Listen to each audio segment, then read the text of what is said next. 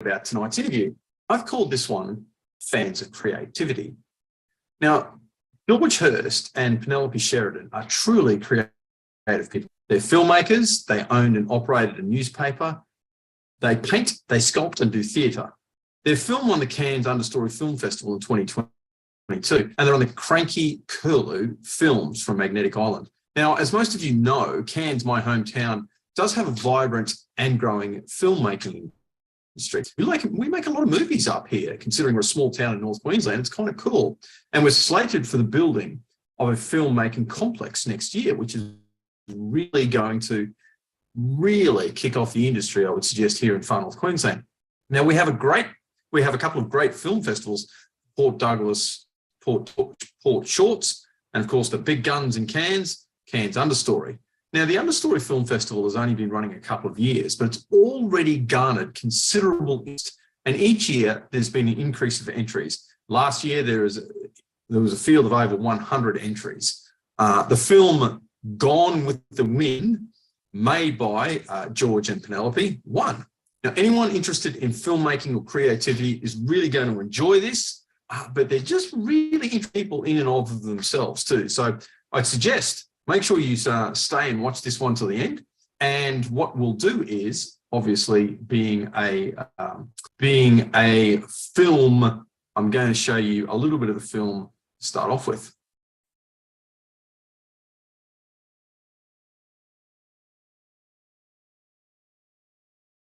Well, come on.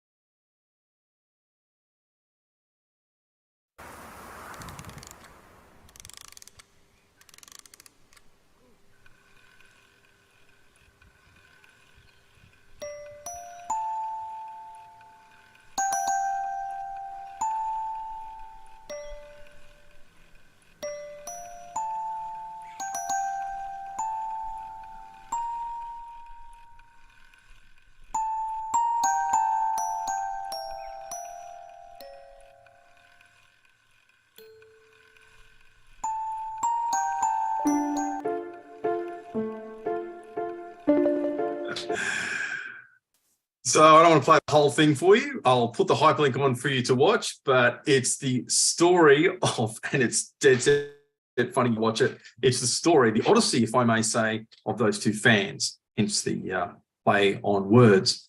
Now, into their interview itself.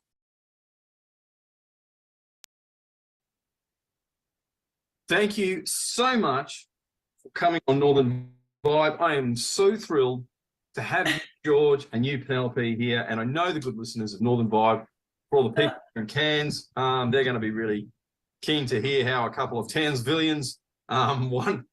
Oh, I don't know about Townsvillians. Townsvillians. Hang on. Correction. We're Magnetic Island, beyond the number. Yeah. Slight difference, important. Very, very important distinction indeed. But as you well know, the relationship between Townsville and Cairns is, makes Israel and Palestine look positively peaceful. And, you know, I think there's more hope for reconciliation over there than there is here. But you seriously, all jests aside, like, you have achieved some stuff here in Cairns. And look, you're a bit of a talented couple, really. George, with your writing and your art, you've had solo exhibitions, you've travelled and taught drawing and painting, your work is in private collections and in the National Gallery. Penelope, you've had considerable success in the theatre down south. You've also edited films in New York, which is no small achievement. You've run a community news, Penelope, you've had newspaper together, and the way that we became acquainted was you won the 2022 Cannes Understory Film Festival with, if you don't mind me making the observation, a great little piece of work. Together, you produce short, low-budget docos, dramas, satires, short frame animations, and your company is called Cranky Curlew, which I think is very witty. So, first question: where do you get the inspiration from? Whoa, that's a hard one. Yeah. You want to go? Hopefully it just comes to you. You never know when it's going to come to you, but I guess it's because of where we live, what we're interested in. We love the environment here, and we want to make sure it's protected. So that's often a big inspiration. Yeah, I think maybe also it comes from a sense of play and enjoying playing with ideas and playing with just whatever comes your way and conversations and all sorts of things like that. So that particularly with, well, say the Gone with the Wind film, we have these pedestal fans all around the house and we need them. That's right, actually. There's one right here. One of the stars of the show. Oh my God. Yeah. This little clicker wants to get right into the game. I'm a great fan. Yeah. Oh my God. I'm sorry. That was terrible. Look, we're going to go a long way with that. Let's try and be good. So, you know, I guess it's about observing what's around and sort of some things grow out of work that you've already been doing somewhere else. And, you know, with the Carney film too, you know, we spent a lot of time talking to our friend and getting jokes and stories and things. And, you know, you just hear a bit of something and you think, oh, well, that's sort of interesting and it can lead to something else. So, you know, inspiration, I don't know, it just sort of happens in its own little way. But I think it will happen. Yeah, you really hope. Okay, it's just something that hopefully just lands on you when you recognise it. And you've got to keep playing around in the media, and in whether it's film or whether it's writing or, you know, whatever it might be, photography especially too. You can find things just by doing it. Things emerge, and it's maybe the inspiration is more about being able to go, oh, that's interesting, and sort of stepping a little bit outside yourself and going, that's you've had solo that's more than exhibitions. there's something about that that's got something that might be useful, and you put it away, or you then try to work with it a bit more. But you've got to keep doing stuff. And So I'm just getting a couple of comments on here. There's something I've just really got to say. Task force, and the person who is making the comments will know exactly what I'm talking about. I do apologise for interrupting, but it's a fantastic joke. And Dave O, if you don't keep doing stuff, you won't have those experiences. You'll be off, you know, watching telly or, you know, driving or doing something else that's not so engaging. But if you're actually actively making in the making process, I think those things come out. it's quite so participative. It's sort of kind of strange, because one of the reasons I got involved in all the vibe and I just started these things up is just, you know, I wondered, how are these people successful? You know, how are they getting from point A to point B? And a consistent theme, and people are actually asking me now too, although like I'm just a guy from North Queensland, you know, an average episode gets about, you know, somewhere 1,000 views. The biggest one I've ever had is like 6.5, 7,000 views or something, which is not huge, but it's not nothing. You know, it's in the lower middle class, I would suggest, of that. But the consistent theme, people are even coming to me for advice now, like I've done something. But the consistent theme is exactly like what you said. First, it's a participative thing. You've got to do it. Like if you're going to sit there, like the muse, it's true that the muses are out there and they kiss some people on the cheek. That is true. And people are more likely to be in tune. Yes. More likely to, that was gold. More likely to be in tune and be able to channel that muse. But it's a circular thing. Like you've got to do it. You've got to participate in it. And frankly, discipline is a big part of it. Like, you know, a deadline. There's nothing like a deadline to give you inspiration, really. Giving yourself a deadline. It's the best thing. That's it. Like, and you know, you've got to put a yoke around your neck to be able to yourself. That's, I mean, you know, it's biblical, really, but like that's one of the ironies of that. It's like you put a yoke on your neck, and it's this idea. It's like, well, it's a constraint, but like without any constraint or structure, you don't achieve anything. You know what I mean? It's too much. It's too overwhelming. And that's somewhat of a paradox, but nevertheless, it's true. Look, I hate to talk about the some of the practical side of things, but obviously making films and doing these other things costs money. Look, would you mind discussing how you get funding for these things? Well, most of our films haven't. Well, I guess we've kind of explored the world of no budget, low budget, micro budget, whatever, pretty extensively. And most of what we do off our own bat because we want to do it because we think it's an interesting thing to do. We've gotten small amounts of funding from, in some cases, Townsville City Council supported us with the film during the 150th anniversary of Townsville's inception. We've picked up some money from environmental organisations at times, but they're only very small amounts, and it's not like we're making money really out of the films. It's funding to kind of make the film, I suppose. But quite often, because we're working very much at home, it's sort of like a kitchen bench industry, cottage industry, and we do it all ourselves. So you can see probably the quality at times, or the lack of it, shining through where maybe the shot isn't as good as it could be, or the edit just shows a reflective light or whatever, and that's my fault because I shot it badly. Pen's pretty good at that. But that was a good save.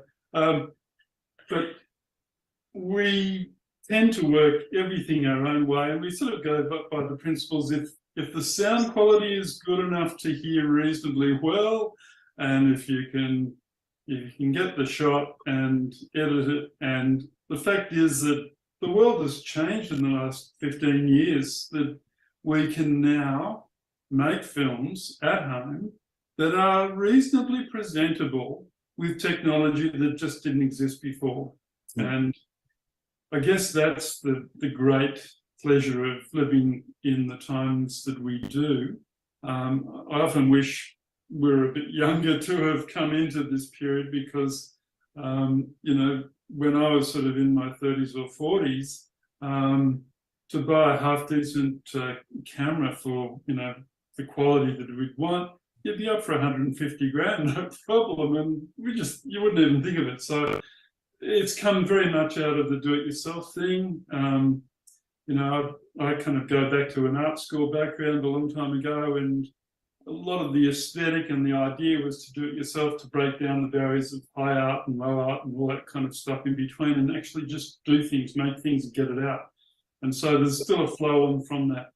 And look, films can cost enormous amounts of money, but I still think if you've got a good idea and you keep it as simple as you can, and you work really hard at it, you can do things. Absolutely. So the film that you won the 2022 Cairns Understory Festival was Gone with the Wind, which is about two pedestal fans. For people who haven't seen it, and I'll put the hyperlink in the discussion column for people to watch, and I genuinely recommend that you do see it. I thought it was a humble title. Yeah. But it's about two pedestal fans breaking out, departing their lives of service to seek the wind, the wild, authentic atmospheric phenomena they could only weakly mimic. So I gotta say, I mean, that's funny. Just talking about it makes me giggle because it's kind of like it's cool and funny. Can you talk about the conceptual process, like how you got from the idea to the end, to give people an idea of what's actually involved in from, hey, let's do this, to holding up a trophy at Look, we were put in a spot where there was a small animated festival being organised on Magnetic Island, So there's there's a little bit of money around, not very much, and there's a few of us tried to get involved and make something for it. We didn't really know what we were going to do, but again, it was the deadline. We've got to get something done. It needed to be, 5 or something minutes, and there was some very simple parameters, but it needed to be an animation. We've done a little bit of animation, not very much, and like I can't actually remember where the fan thing initially came from, except that they were sitting around in the house and you kind of mull around with everything that comes to mind. And I think initially we'd had an issue with, we live in Picnic Bay, and down the front of Picnic Bay in the mornings you can often hear a guy with a leaf blower, and it drives everyone kind of half nuts, because there's this living in paradise, you go going, and so there's this sort of thing.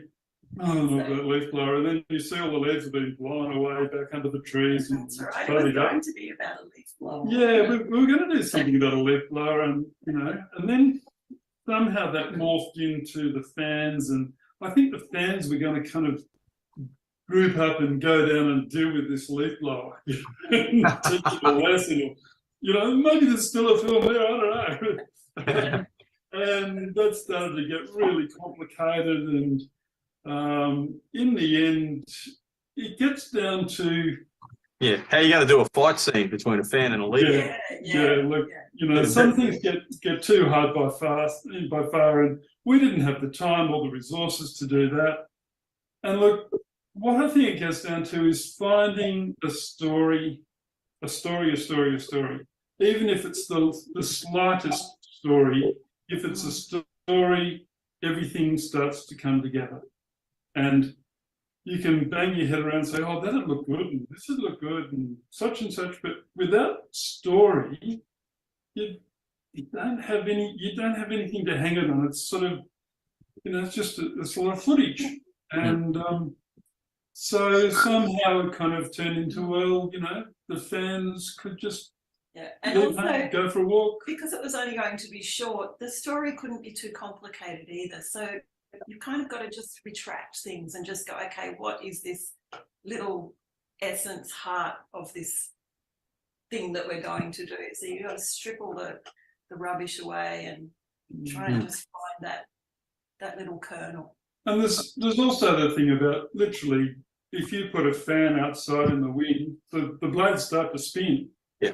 And they do it on their own. They go the wrong way. They don't. Well, they're actually becoming, if they could, they're becoming wind generators, but they're not capable of doing the electrical thing. But that's what they are. They're windmills. And that idea was kind of appealing in a lot of ways, because it sort of has an overtone of, environmental issues and generating power, or generating I think you commented, it's the authentic real wind is wind. It comes off the sea, it comes through the house, it's wild and it's wonderful. Whereas the poor old fan is always stuck with zzz, it just spins and creates this little breeze that's, it's not really like the wild thing. And so then we had this sort of sense of the meek little fan leaving home to go out and discover, maybe it's true, spiritual home, or it's God even, it's a sense of inspiration. Yeah, a pedestal and Spartacus. All of those ideas can be packed in a beautiful thing. Sorry?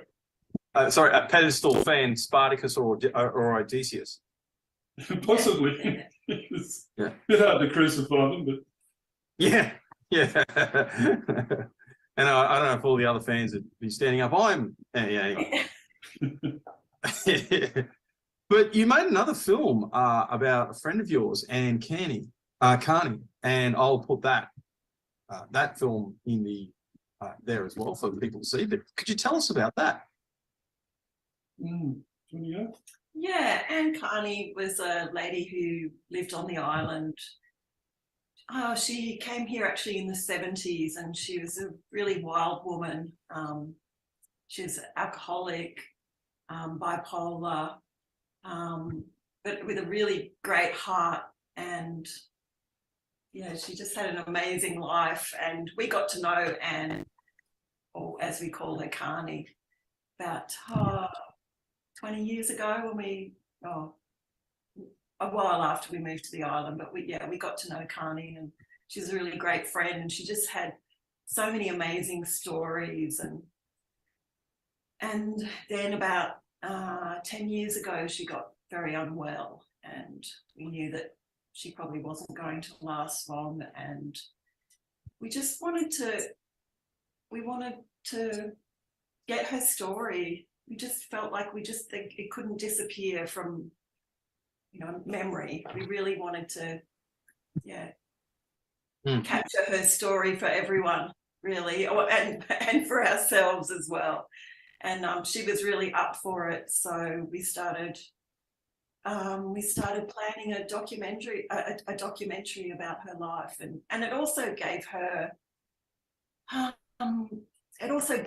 a reason to keep going as well. I think not the only reason, but it was a really great distraction for her as well. And purpose. Yeah, purpose is so important. Yeah, and she just knew so many people and had so many connections, and so we just thought it would be a great story to tell. Yeah. Very Greek too, if I may make the observation, the idea that you don't want your story, you want your story to be retold and your name to be remembered. That was one of the things with the Greeks that they were so big on. All right. Sorry, go on, George. I was going to say, I mean, Carney was a good storyteller in her own right as well, and she had a very clear idea of what she wanted to do. I mean, she knew she was dying. She had cancer, and she also was willing to share with us and everyone that she was bipolar, which is something that she, I think, not been keen on until later in her life. And she was quite open to share the fact that she'd been an outrageous alcoholic. And we started getting these stories, and every time we go and visit her, you'd hear another one go, oh my goodness, this is wild. And so putting a camera in front of her was just like, we just thought it had to be done. And then it kind of grew from there, because she knew so many people, and those people had so many other Carney stories, and it just went off in every direction. It went to Brisbane, it went to London, it went to New York and Chicago and all sorts of places she'd been, and really had an impact on people because she was a real live wire. She was a wild girl. So there was that, but also, I mean, she wanted to be useful to people who had problems with alcoholism and maybe were bipolar as well. She wanted to be able to tell her story because she managed to she stopped drinking and she managed to manage her bipolar. So I think that was a really, significant thing. She wasn't just talking because she had a fun, interesting, wild life. She had a bit of purpose there too. And that was a really good thing for us to kind of hold it together and to work with and so on. But the thing that also kind of came through was that Carney came to Townsville in the early 70s. And Townsville was a rough old place. I mean, it still is pretty rough, but it's way more sophisticated and way more cosmopolitan now. But in the 70s, what had happened was that James Cook University had begun in the late 60s anyway. And so this is a time where the second biggest city in Queensland, which was basically a kind of military base and had an abattoir and other high cultural sort of attributes, found itself at the university. And the university was changing everything. And it also meant that these people were coming here that Townsville had probably never really experienced, except maybe during World War II when there was Americans here by the millions. But there was this great cultural shift. And I think for Queensland and for places important to us all in North Queensland, that's a really interesting period. And so the whole idea of more recent history, and then we've got it also on the island, because in the 70s, a whole lot of hippies came to Magnetic Island, and the island's culture transformed and changed because of it. And it led to a really interesting kind of mix of people here. So there's all of these kind of historical elements that Carney she embodied. She was right in the middle of it all. And so, you know, you could just sort of see all this sort of stuff unfurling before you. And so I think that really adds to the film. She came right out of the Joe years in Brisbane. She's working in nightclubs with the cops, you know, the charming police force detectives coming in and busting nightclubs left, right, and centre, and taking everything out of the till with them. And you know, she was in the middle of all that, witnessing all sorts of corruption and goings on. So she had this insight into the real guts of Queensland, both Brisbane and Townsville. And coming to Townsville was kind of a wild release for her, and actually pretty exciting for Townsville too, I think. All right. So now that we've gone through those two, I would suggest, well, not most important, but two definitely most recent and I'd say influential creative endeavours that you've engaged in. Would you tell things about yourselves, like, you know, where you're from, your family background, your education and whatnot? And ladies first, Penelope, if I may say. Okay, yeah, look, I grew up in Sydney and then travelled around a bit too, went to Tassie and back to Victoria, and then in the early,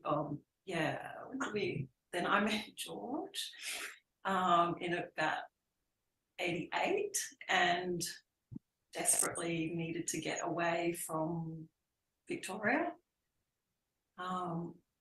and wanted to study performing arts. I was already working in the performing arts industry. I was working for a community theatre company in Warrnambool, which was fantastic. I was actually like an apprentice theatre worker. Well, I was an apprentice theatre worker.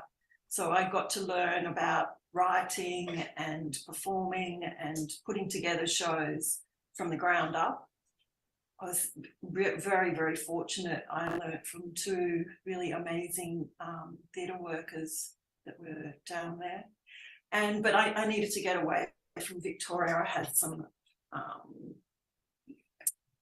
things that were happening down there, and I wanted to study performing arts, and I kind of looked at the places where I could study, and the furthest away from Melbourne there was Townsville, or there was the Darwin, and I had to get into Townsville, into James Cook Uni's performing arts degree course, and I went, yeah, okay, that's where I'm going. And George and I had only just recently got together, and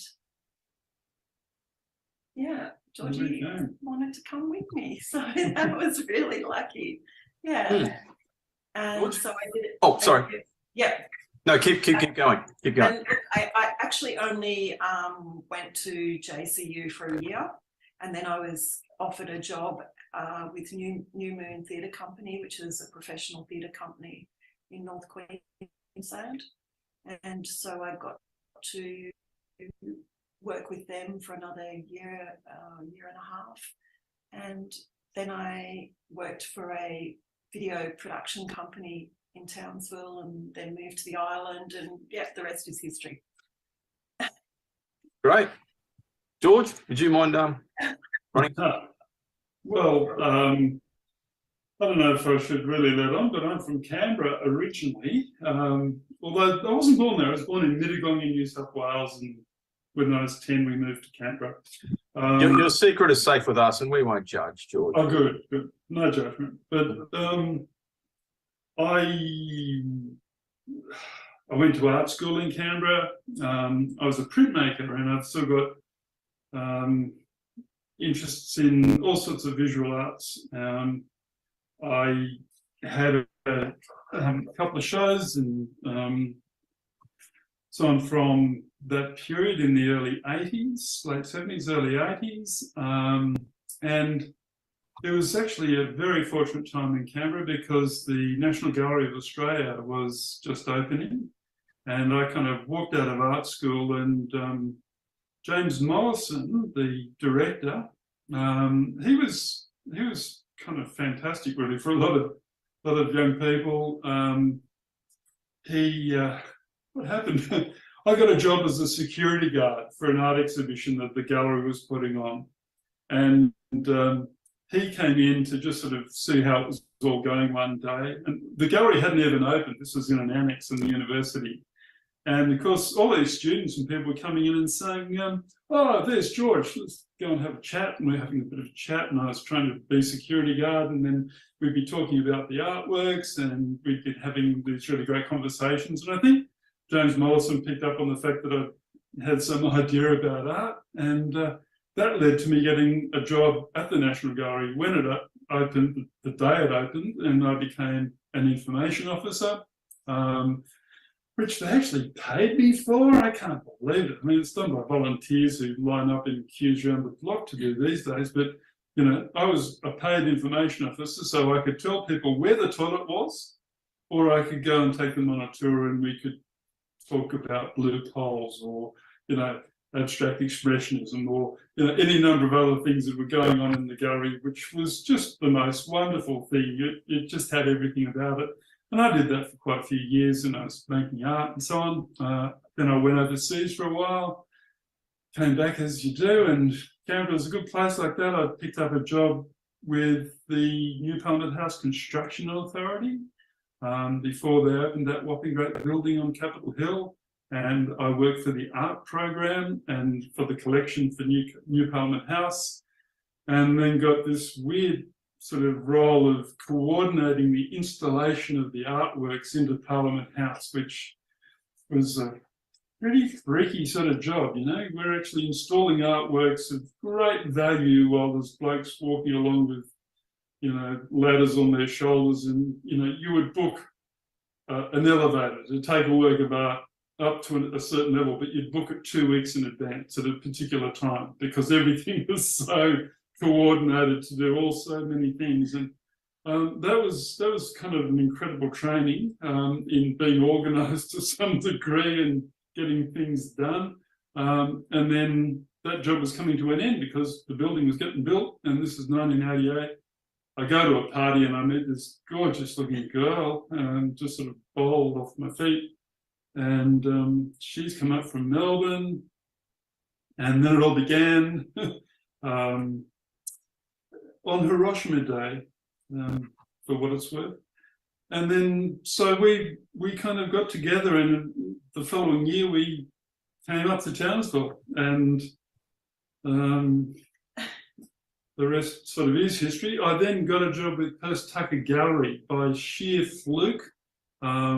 The guy who'd done the exhibitions work had a few issues and kind of left his job unexpectedly. The National Gallery was touring and had a show going up there, and I get a call from Canberra saying, "Hey George, you're in Townsville, aren't you? Can you come, and we've got this show and we need help getting it up, and can you go down to the gallery in Townsville?" I said, "Yeah, sure, I'm there." So I just walked straight in, and I'm meeting people that I hadn't seen for a while. "Hi, how are we?" Got the show up, and that turned into a full-time job that I did for about 7 years, and that kind of grew in all sorts of directions. It was a wonderful place to be, Hirst Gallery. I had the opportunity not to just simply put up shows, but they had a great little collection. I got into collection management. I started curating exhibitions and writing, and then there was computers, and you could type, and you didn't have to rip the paper out and tear your hair out, because I'm a terrible typist. But finally, I had a word processor, and I could write things, and I could correct, and I didn't, all of that stuff, you know, it's life-changing things. So I started writing much more, and started. And then. Yeah, well. And then we started. Sins. So we moved to Magnetic Island. We were only in Townsville for a couple of years, and we moved to Magnetic Island, and then within a couple of years, we started a newspaper on Magnetic Island, which we ran for about 12 years or something. No, it's longer than that, my dear. Okay, yeah. Yeah, but yeah, it began as something we actually published, printed, got it out. Yeah. Never worked so hard in our lives, and hopefully never will again. Deadlines, they're brilliant, but they kill you. Yeah. So we had a deadline every fortnight for all those years. Yeah, well, not all of those years. We actually went online. Oh, We published for about 3 or 4 years, and then we went online. We were the first news website. No, didn't we? Yeah. We'll argue about that We later. printed for quite a lot longer than that. Yeah. But yeah, we had the first news website in North Queensland, and that kicked on for a lot longer. And then in about 2013, we'd had enough. Facebook came in, and it was just killing us for little ads and classifieds and all that sort of stuff. And you know, there's only so many carols by candlelight that you can cover without getting a little bit jaded in a small community. It was lovely, but it was sort of, It was here we really go again, here circular. we go again, here we go again. And, you know, I bet you, amazing vegetable grows in the garden of Mrs. Smith. Yeah. yeah, that's right. But, you know, there was some really good things. There was some pretty difficult environmental politics happening here with the Nellie Bay Harbour. We got really sort of caught in the middle of that, but also we got the opportunity to interview people and do substantial interviews, get life stories, just get these accounts of Islanders' lives out. And we made lots of friends, and we got some great yarns, and we really learned, I guess, how to put a story together through that process. And of course, we're taking photos, and I'm doing illustrations and cartoons and what have you. And so it's all sort of Going rolling to together. kind of lay it all out and putting it all together, and and that's kind of how we got onto filmmaking. Is we kind of went from writing stories, and then it was like, oh, we got given a digital camera, one of the very first digital cameras. So it was like a little box brownie digital. And we'd go to events and things, and people would just be blown away that we would be able to show them a photo of themselves on this little camera. And then, well, that was taking photos that were just good enough resolution to print with, and so we were able to save on all our printing costs for printing out photos, which was really good because we were just a little newspaper. But then that's how we actually started filmmaking, was that then we were able to look before the camera, and then there was like software that came out where you could actually edit at home and not have to go to some studio to edit. And it's like, hey, we're writing these stories, you can actually have the stories videoed, like, wow. It was a why wouldn't you sort of situation. Yeah. It's just a kind of natural progression, really. Yeah. I know it's all in that storytelling. Julian Assange, we found out, had lived here on Magnetic Island as a kid, and as the local paper, I wanted to find out everything I could about Julian's life on Magnetic, and there was very little to get. Like, very few people remembered him or his mum, and I scoured every possible source, and eventually we found an entry in the museum from his mum who'd written a few notes, and we put that up, and it was just a little bit here and there, and it was all very kind of, this was a person from our community, no judgment one way or the other.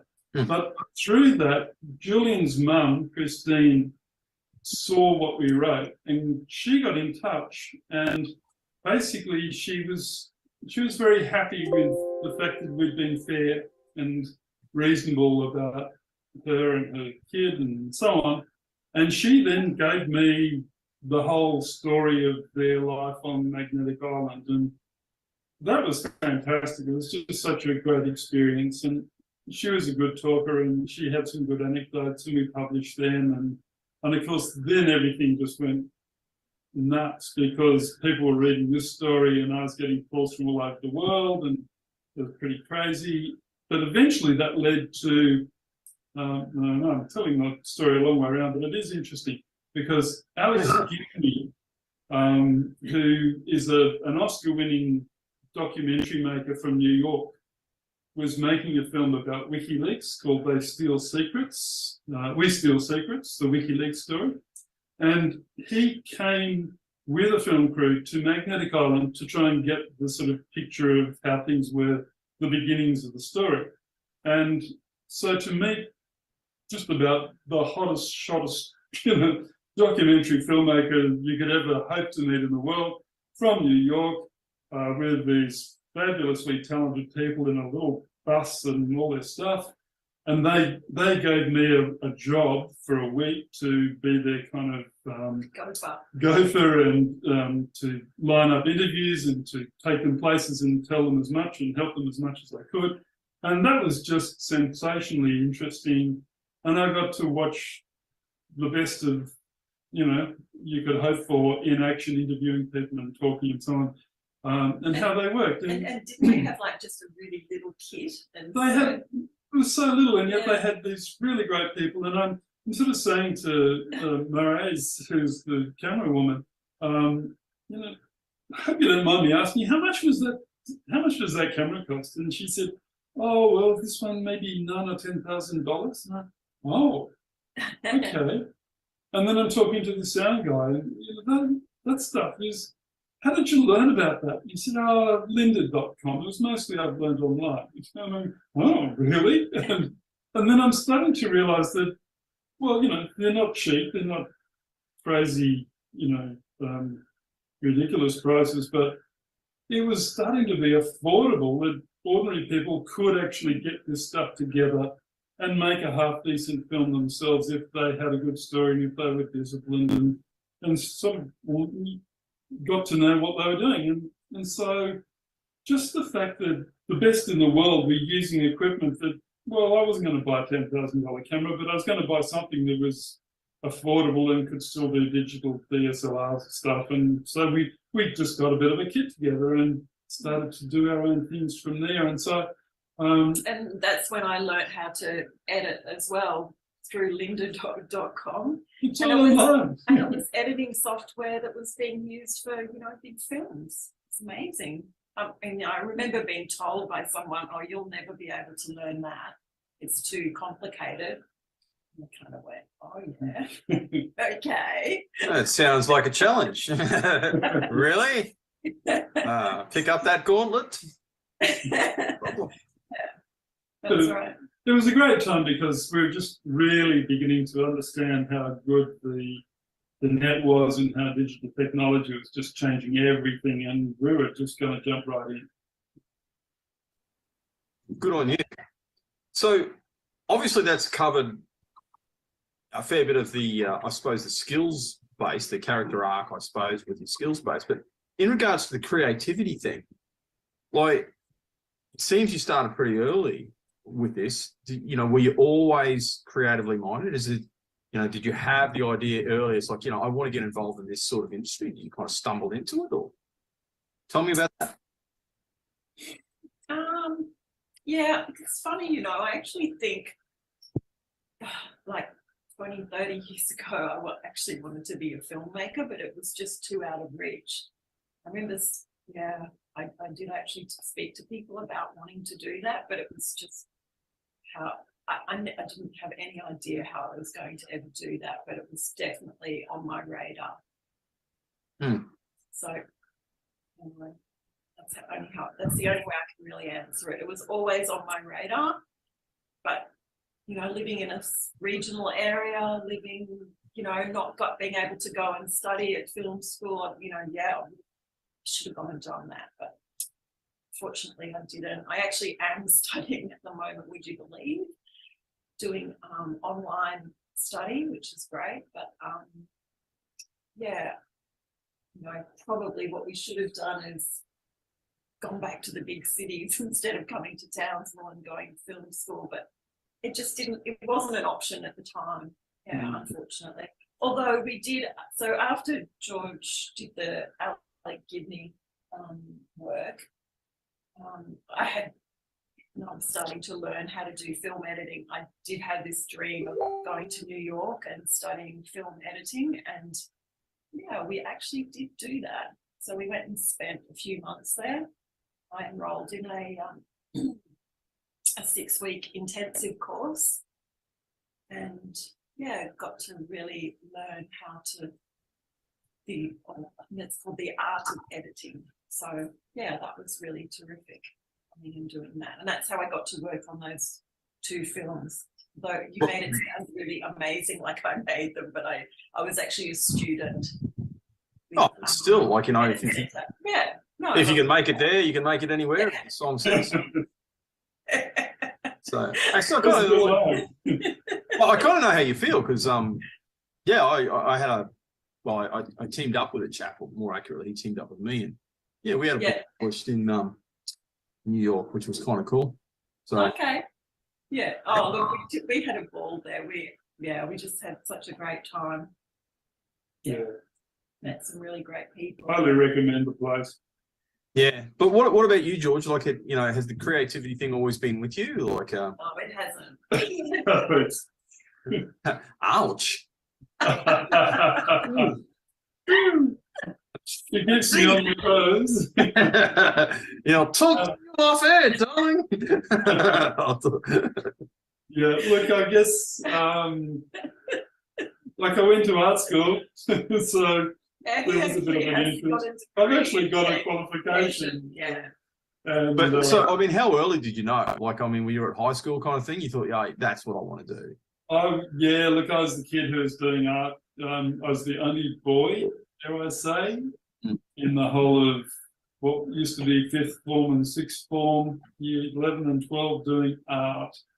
And, you know, that comes with a certain sort of trepidation back in the 70s, but I guess Canberra was a fairly easygoing place, and you could explore creativity a bit more easily. And yeah, so I was. Didn't you injure yourself as well? Oh, well, yeah. In fact, I did my back end when I've got a back problem. I grew too fast when I was a kid, and so my spine was a bit weird when I was about 12 years old, and I wasn't allowed to run or play any rugby. I could swim, that was it. And I was put into a back brace for a year. And the doctor basically said, well, you need to develop other interests, you know, because I was into cricket and I was a fast bowler and all that sort of thing. Well, no, that was out. And so they kind of said, well, why don't you try out? And that kind of, I suppose, began it. But yeah, it's always hard to know exactly. But I'd always like mucking around with things with my hands, and also reading. I read a lot. I was a good reader. So the life of the imagination has always been important to me. And yeah, so it led through to going to art school. Canberra was a terrific place in those days for. It's funny how that constraint, though, really, and something that really was a negative, been able to say, well, you know, you can't do this anymore. That option, that door has been closed to you, which again is a constraint. It's a yoke to a degree on your back. Yeah. Ended up as a positive thing, and yeah. Then you being the security guard, I mean, in my heart just looking at you, George. I mean, there's no way. Away from the. Okay, big guy. Okay, I'm moving with blue poles. Okay, no fast movements here. Well, you know, I can tell you a good story about that, because before the National Gallery opened, they had this huge party they actually put up a huge tent in the university grounds, and they had everyone who was anyone in Australian visual art was there. You know, Brett Whiteley was there, and all the big names, and they had Hunters and Collectors. The band was going to be the band for the party. Cool. I just loved Hunters and Collectors. And I remember talking to the old bloke who was the head of security, and I said, "No, look, what tends to happen at these events is that if there's any problem, it'll be right up the front, in front of the band. You know, people get really tight and anxious, and you know, sometimes there's a bit of trouble up there. So I'd like to be up there looking after things, if that's okay." And he said, "Oh, that's a good idea. You go right there." And I went, "Oh, thank you so much." And so I was being paid really good money and overtime to party with everyone I kind of either knew that was still there, and all these famous faces having the best time. And here's Hans the Collector's just going right off. You know, that's how good it was. And so, yeah, I can't say that I've got a lot of complaints about being a security guard. Well, good on you, mate. And, you know, getting paid to do what you love. But, so I suppose coming into the final question, I suppose. Yeah. Anyone who's interested in creativity generally. So obviously you've covered quite a few things there, but you guys have actually done. So, you know, your newspaper, your story writing, photography, and filmmaking. But who's interested in cultivating their creativity, what advice would you give them? Just give it a go. Just start doing stuff. Yeah, just start. Just do it. Just got to start, really. Yeah. But, you know, like I said, a deadline's really good. So you've got to, you know, I know it's hard to sort of start talking about stuff. You've got to just do it. Thank you. Yeah. We've sort of got this thing where we don't really like to talk about this stuff until we're actually almost kind of just about done it. Well, we don't want to talk about it outside of between us. Yeah. We had some pretty intense pillow talk, I can tell you. I don't know what advice. I think, like we were saying before, in the doing, you will identify things that are interesting. And if you're training your mind to look for the things that are appearing simply by the process of making, whether it's a drawing or a photograph or you're writing something and you're making yourself do it, sooner or later something will pop up and you go, that's interesting. Where did that come from? Yeah. Yeah. So, yeah, you got to invite the muse. Sorry, no, you got to invite the muse. Yeah. And kind of like, again, people think that okay, it's true you can't command creativity. That's true. But you've got to you've got to invite her in your life. Like you've got to create that space where because, you know, the muse is always spoken about in the feminine, and I think that's appropriate.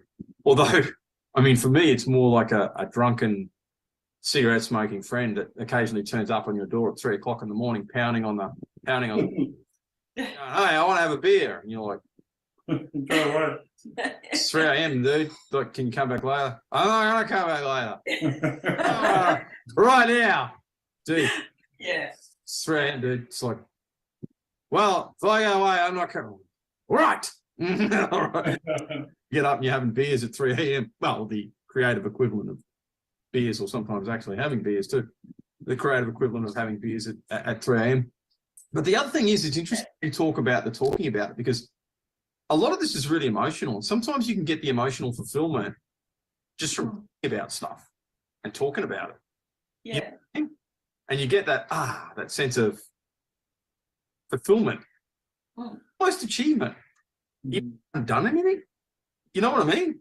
Like, kind of like that. That's why I try hard not to just think about things, or just like, you know, tell myself the lie that, I'm going to sit down and just think about stuff. Mm-hmm. No, dude, like, you know, if you do that, like sometimes me watching things will help.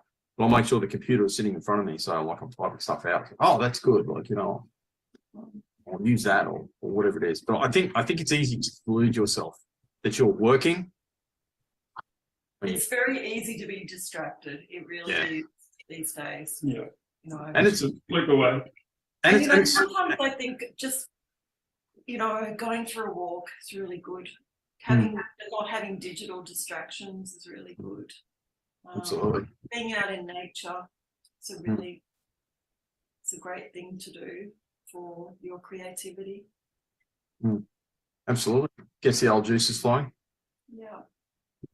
If you can get up early, which I'm not very good at doing. Yeah, 3 a.m. Yeah. Yeah, often, the best ideas come, at that time of the night for me, actually. A little notebook by the bed is pretty handy. The tape recorder, absolutely. Yeah.